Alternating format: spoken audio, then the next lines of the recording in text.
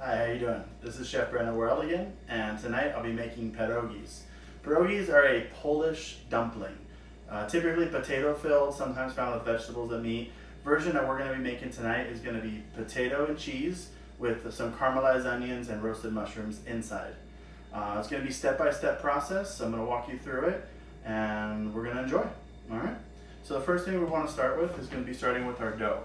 Pierogi dough is a very simple dough. I will be using a standing mixer for this. We're going to start with some flour, just a pinch of salt, 1 egg, and 1 cup of warm water. To that, we're going to use the dough hook, and we're going to go ahead and head over to our mixer.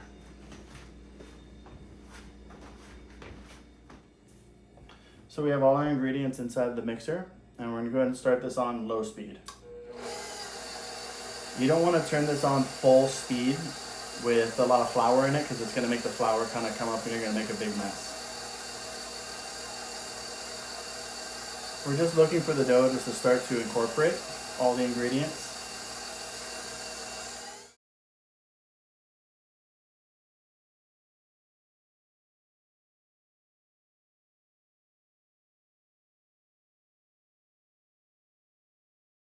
Every once in a while, it's okay to take a scraper, spatula, kind of move everything around to make sure it's all getting mixed in.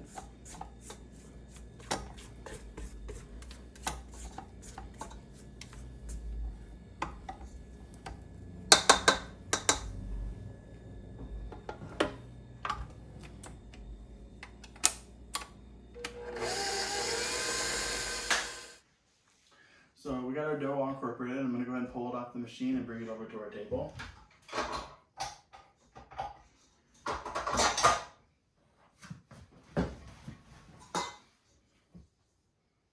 The dough should be smooth, a little sticky, and then we're going to let it rest. So we're going to get the dough out.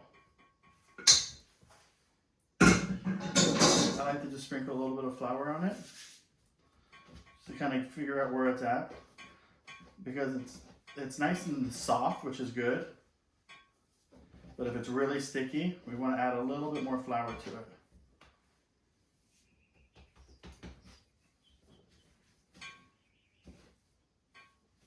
Just kind of move it around, work the dough a little bit, get some of that stickiness out of it. There we go.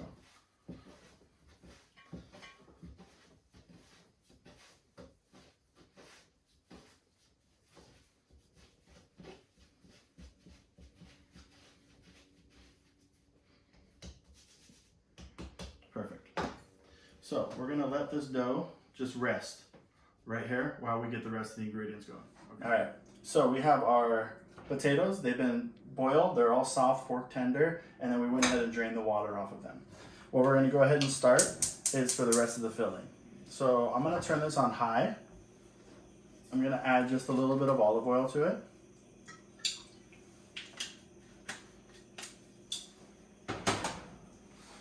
And what I have here, I have half of an onion, really small diced, and then we had some portobello mushrooms. A lot of recipes will say cremini, button. I like to just use whatever mushrooms I have. We happen to have some portobello, so I gave those a small dice, and I went ahead and mixed in 2 garlic cloves chopped up. We're gonna start by cooking the onions first. We wanna get the onions nice and caramelized and brown. Then we'll add the mushrooms just to get them nice and soft and also a little bit caramelized. We like to cook all this until the pan is nice and dry. We want to make sure there's no more liquid, because we don't want to add too much liquid to our filling, because then the filling gets too soft and mushy. So we're going to start with our onions. If a little bit of mushroom gets in there, it's not the end of the world.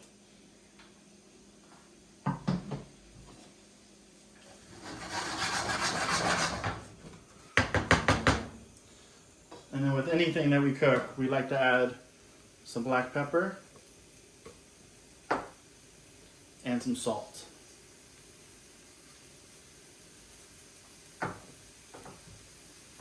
You could add thyme, rosemary, dill. You can add any other herbs that you like. For this recipe, we're going to keep this one pretty simple.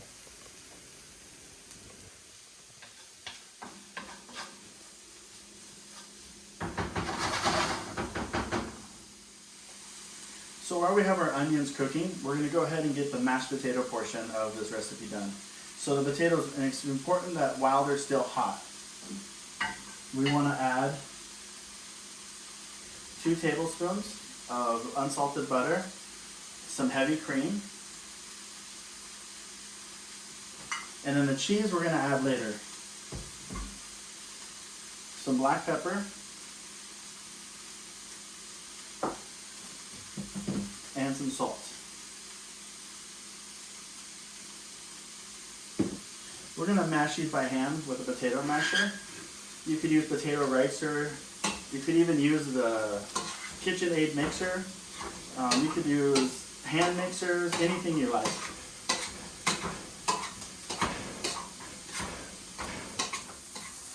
So you can see these are getting nice and fluffy, which is perfect. It's right where we want them. So we got our onions getting nice and brown. We're going to add a little pat of butter, and we're going to go ahead and add all of our mushrooms and our garlic. We added the extra fat, being the butter, because as I can notice the pan was getting a little dry, and these mushrooms are going to soak it right up with that extra butter, and it's going to help to caramelize and brown everything together.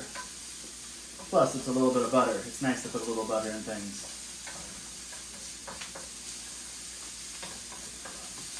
So give this a good stir. And we want to let this cook for a good 5 to 7 minutes. You want to get this all nice and brown together. So we're going to go ahead and finish the mashed potatoes part of this dish while the mushrooms and onions are cooking. I turned the heat on high. We're not going to leave it on, but I want to bring the temperature back up just a little bit. Adding all that cream and butter had cooled down the potatoes a lot. And we're going to go ahead and add the cheese. Now you could add just about any kind of cheese you want for this. Cheddar is usually the most popular used in this. Tonight I have a whole bunch of provolone. I happen to have a lot of provolone, and I like the melting texture of provolone, so I thought this would be really good in this dish with the mushrooms and everything. So we have the heat on. We're going to stir in all this cheese. And we're not going to keep the heat on too long because we don't want to dry the potatoes out or burn them. We just want to try and get this cheese to melt into the potatoes. And we want to fold them in. We're not trying to incorporate a lot of air into these potatoes. You can start seeing as you're mixing them that kind of stringiness from it, from the melting cheese, which is a good sign.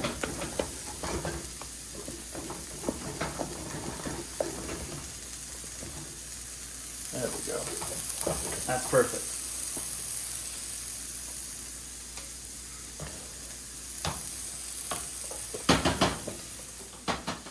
So I'm going to go ahead and I'm going to turn off the flame on this. The mushrooms and onions are great. You can see that they've got a nice brown color to them. You'll smell that caramelization in the air when you're cooking like this, all the fragrant garlic and the onions, which is perfect. And you're just trying to soften the mushrooms. And then we're going to fold and mix these all in together. And one last ingredient we want to add is going to be some dried parsley. Flavor is really mild, but that green coloring that it adds to dishes is well worth it. Okay, there we go. That would be our mashed potato filling. Now we want this to cool down, so I'm going to put this aside in a bowl on our counter. I'm going to let this cool down while we get the dough ready. If it's too hot, when we go to make the dumplings, it's going to kind of ooze out and fall. So it's even best to spread it into a thin layer and maybe put it away in your fridge for about 30 minutes or so to get it nice and cool, which makes it perfect for dumplings. Okay, thank you. Okay, we have a little bit of flour here, so we just want to flour it up. Rolling pin. And it's always good to flour your cutting board.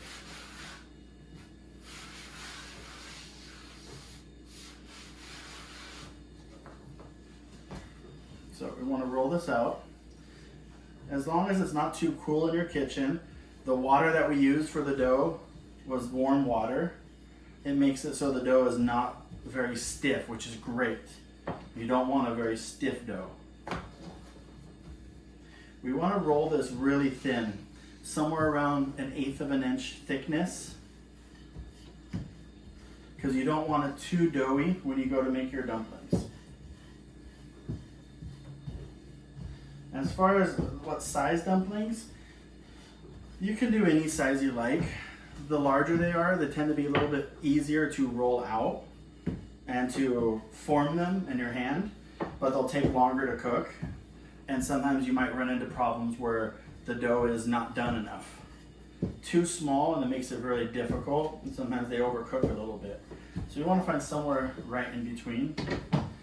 Also, not everybody has cookie cutters or round cutters to cut the dough. Sometimes you just got to find whatever's around your house.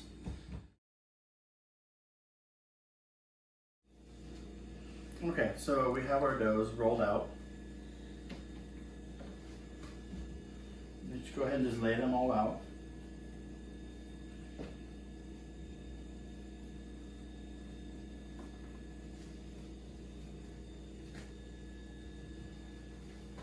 We want to put just a little spoonful. We don't want to put too much of the mix inside each dumpling.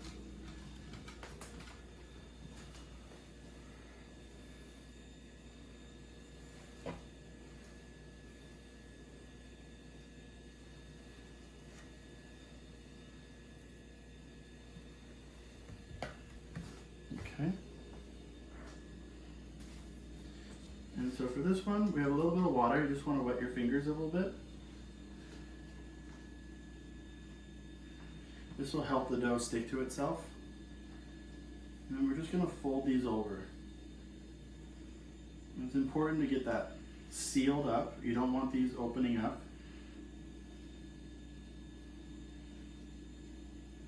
You just crimp them. Just push them really, really tight. And that'll help make sure that they're nice and sealed. So we have a couple of dumplings ready to go.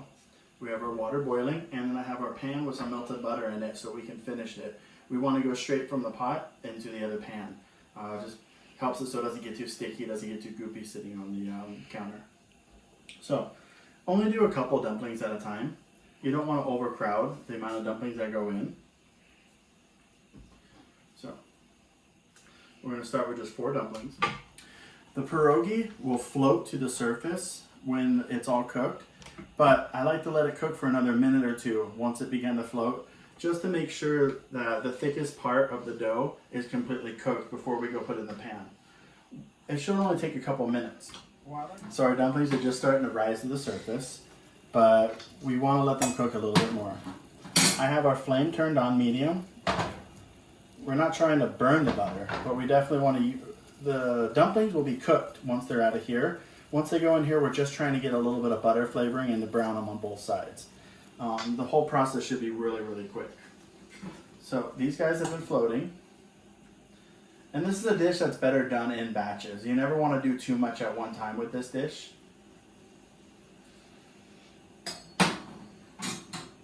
So letting this heat up, letting these finish cooking.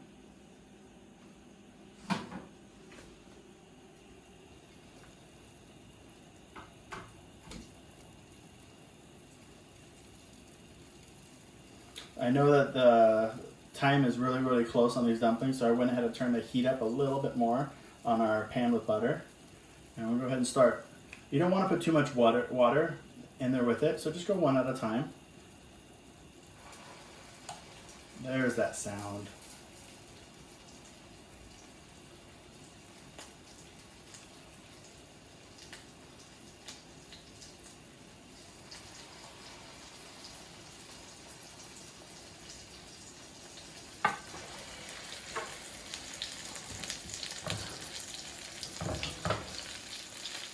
So again, we're really just trying to get a nice little brown color on both sides.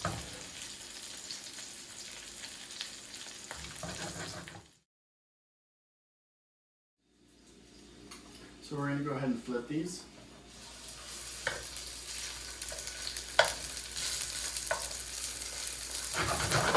Perfect. Nice. Crunchy.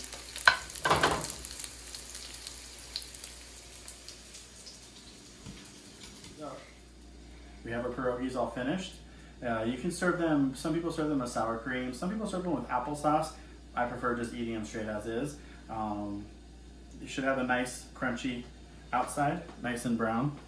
Actually, let's go ahead and see. Well, they're probably like molten lava inside right now because it's too hot to handle, but. Huh. Hot. Well, really good. I hope you enjoy just like I did. Thank you so much.